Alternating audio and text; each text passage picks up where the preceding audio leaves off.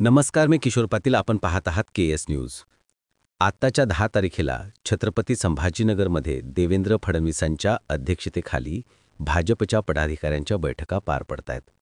बैठकीमधून एकच सूर निघतोय, एक वेळ शिंदे चालतील पण अजित पवार नको.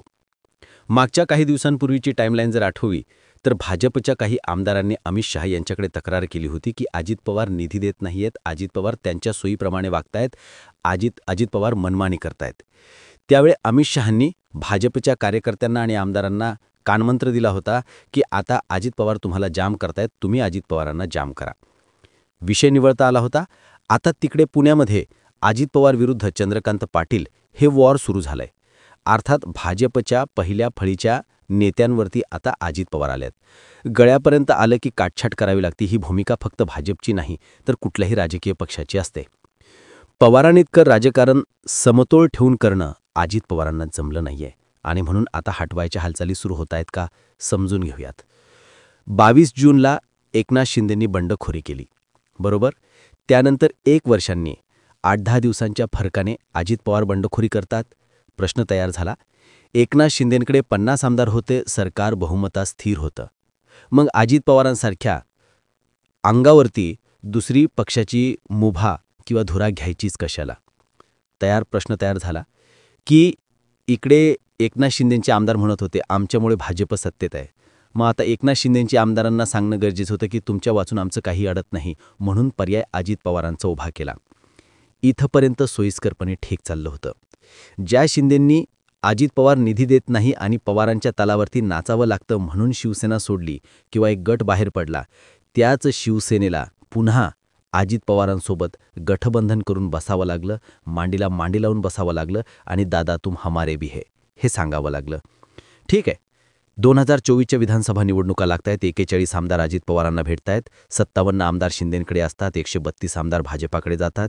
वेळखाऊ भूमिका न घेताना आपल्याला काय भेटणार या फंद्यात न पडता अजित पवार फडणवीसांना पाठिंबा देतात, शिंदेंना चेकमेट करतात.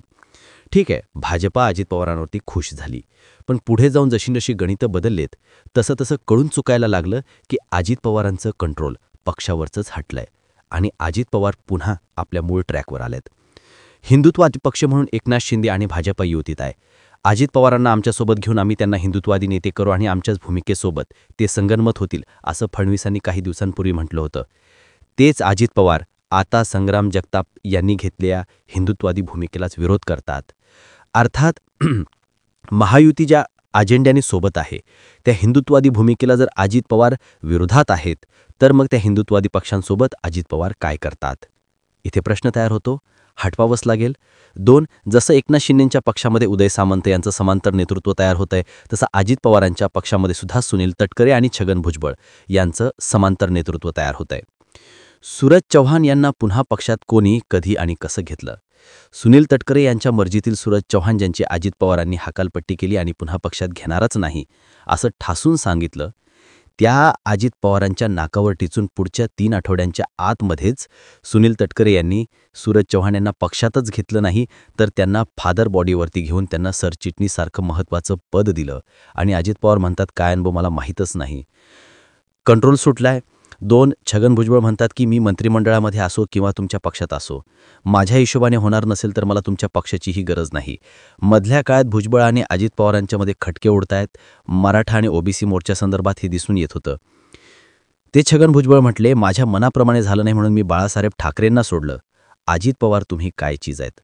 अर्थात छगन भुजबळांवरती अजित पवारांचा कंट्रोल राहिलेला नाही. 3. धनंजय मुंडे. 3.5 महिने धनंजय मुंडे सांगतात माझ्या विरोधात मीडिया ट्रायल चालली आहे. पण ही मीडिया ट्रायल चालली का तर अजित पवार ठोस अशी भूमिका घेऊ शकले नाही. धनंजय मुंडे अजित पवारांवरती वरचढ ठरले होते, भारी ठरले होते आणि त्यामुळे अजित पवारांना धनंजय मुंडेबाबत कुठलाच निर्णय घेता आला नाही, म्हणून पक्षाची बदनामी झाली. 4. माणिकराव कोकाटे गेम खेळतानाची व्हिडिओ व्हायरल झाला. सारवासारव करता आली नाही किंवा मग स्पष्ट भूमिका मांडता आली नाही.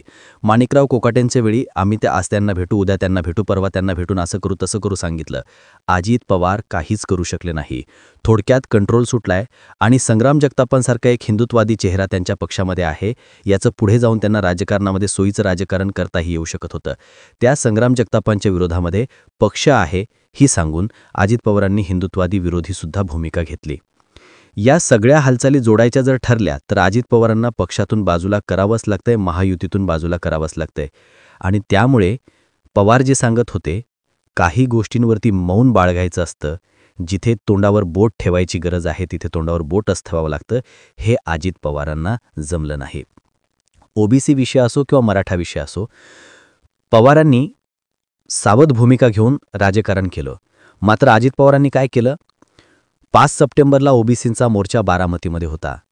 त्या दिवशी लक्ष्मण हाकेसह अन्य 14 जणांवरती बारामती पोलिसांनी गुन्हे दाखल केले. त्या मोर्चामध्ये लोकांनी आरोप केला, हे अजित पवारांच्याच वरद हस्ताने होत आहे.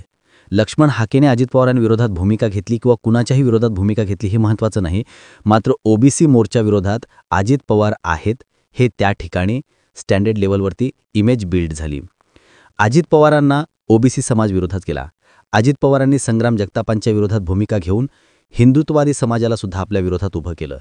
अजित पवार भूमिका घेऊ शकत होते, आमच्या पक्षामध्ये एक हिंदुत्ववादी भूमिका मांडणारे संग्राम जगताप आहेत, तर दुसरीकडे नवाब मलिक असतील, हसन मुश्रीफ असतील, यांसारखे नेते मुस्लिम समाजाची बाजू मांडतायत. दोन्ही तर्फाचे लोक जे आहेत ते आपापल्या समाजाची किंवा आपापल्या धर्माची बाजू मांडतायत, त्यात गैर काय?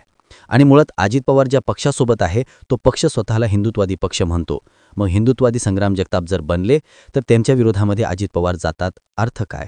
भाजपला लवकरात लवकर अजित पवारांना हटवावं लागणार आहे आणि त्यामुळे पवारांना पुरेपूर अंदाज होता की किती काळ अजित पवारांना झेपणार आहे. आत्ताच्या घडीला सत्ताधारी पक्षांना विरोधकांची गरजच नाही आहे.